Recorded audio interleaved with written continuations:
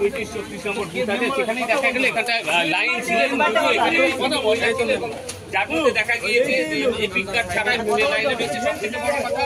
আর নাম যা বলছে তার সঙ্গে কিন্তু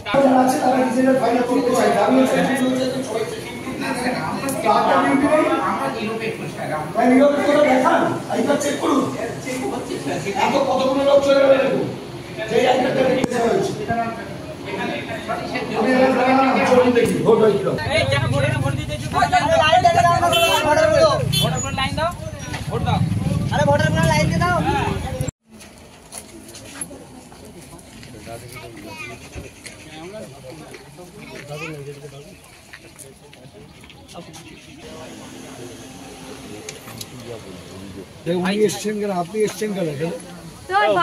আপনার আই কার্ড কোথায়? ওকে ওইটা দিন, তাই না?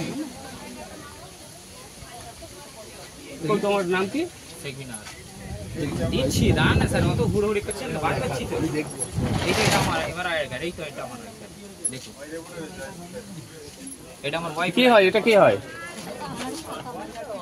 তুমি ভোট দিতে এসছো, তোমার এপিক কার্ড নেই, তুমি অন্য নামে কোন ক্লাসে পড়ো? नहीं जाएगा पहले ही बताया है। करो ये वो वोटर और আমি ছেড়ে দিয়েছি वो वोटर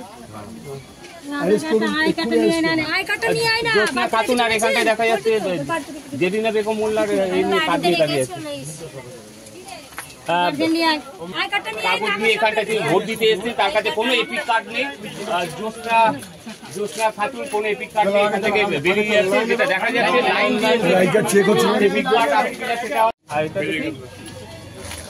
চলো আগে চলো লাইন वो থাক না, এই তো মুনাফা বেগম হয়ে আছে। এটা আই কার্ড নেই, এটা কার হয়ে ভোট দিতে এসেছেন আপনি? আরে আমারই ভোট দিতে এসেছেন। এটা মুনাফা বেগম সেখান থেকে এই দেখি এই স্লিপ আগে আপনারা হয়ে গেছে বলছি আই কার্ড দেখছেন? হ্যাঁ দেখছেন।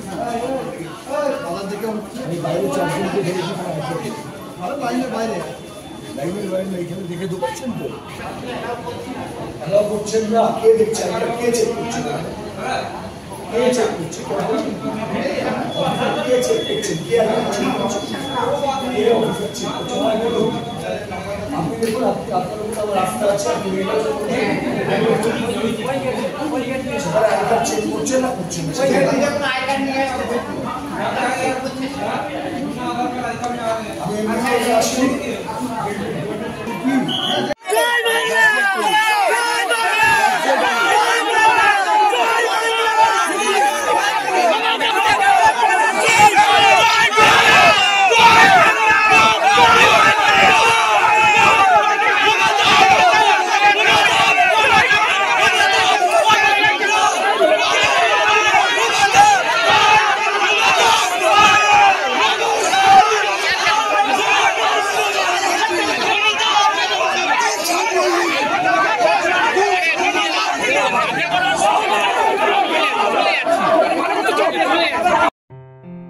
আসন্ন লোকসভা নির্বাচনে রাজ্যের প্রতিটি প্রান্তে বামফ্রন্ট প্রার্থীদের জয়ী করুন।